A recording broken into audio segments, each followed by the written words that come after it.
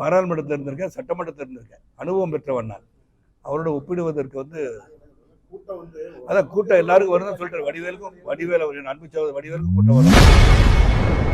தவிக தலைவர் விஜயின் மாநாட்டிற்கு கூட்டம் அதிகமாக வருவதாக செய்தியாளர் எழுப்பிய கேள்விக்கு பாஜக நிர்வாகி சரத்குமார் காட்டமாக பதிலளித்துள்ளார்.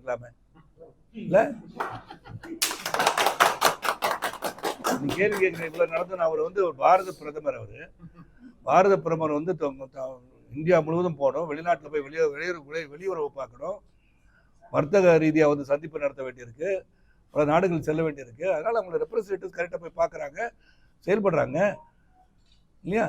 நீ ஒரு வேலையும் இல்லாமல் இருந்தவங்க நீங்கள் 41 பேர் குடும்பத்தை போய் பார்க்க முடியாமல் இருக்கீங்க. அதை போய் கேளுங்க. முதல்ல அவர் கூப்பிடுங்க, வீட்டை விட்டு வெளியே பேச சொல்லுங்க. அவரை எவ்வளோ ஒரு உருக்கமான ஒரு சம்பவம், அதை முன்னிலைப்படுத்துங்க.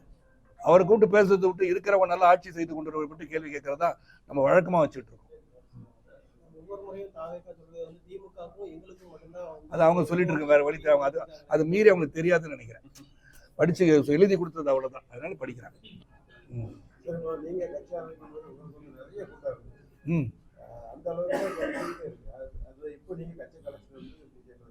ஆமா, போக போக தெரியும்.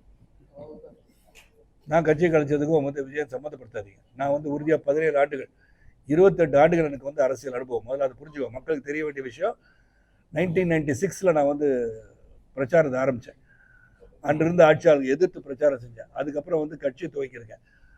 பாராளுமன்றத்தில் இருந்திருக்கேன், சட்டமன்றத்தில் இருந்திருக்கேன், அனுபவம் பெற்றவன் நான். அவரோட ஒப்பிடுவதற்கு அதான் கூட்டம் எல்லாருக்கும் வருதுன்னு சொல்லிட்டு வடிவேல் அன்பு சகோதரர் வடிவேலுக்கும் கூட்டம் வரும். அதான் பல தடவை சொல்லிட்டு இதே கேள்வி தானே, பல முறை சொன்னது தானே.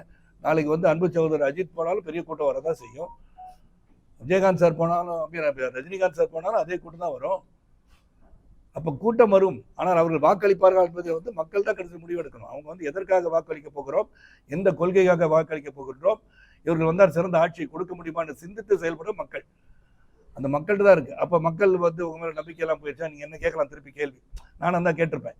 நான் அப்படி இல்லை. நான் தேசிய நீரோட்டத்தில் இருக்க வேண்டும் நினைத்து அனைவரும் கலந்து பேசி நாங்கள் தேசிய நீரோட்டத்தில் இணைந்து கொண்டோம். செய்திகளை உள்ளது உள்ளபடி தெரிந்து கொள்ள ரெஃப்ளெக்ட் நியூஸை சப்ஸ்கிரைப் பண்ணுங்க.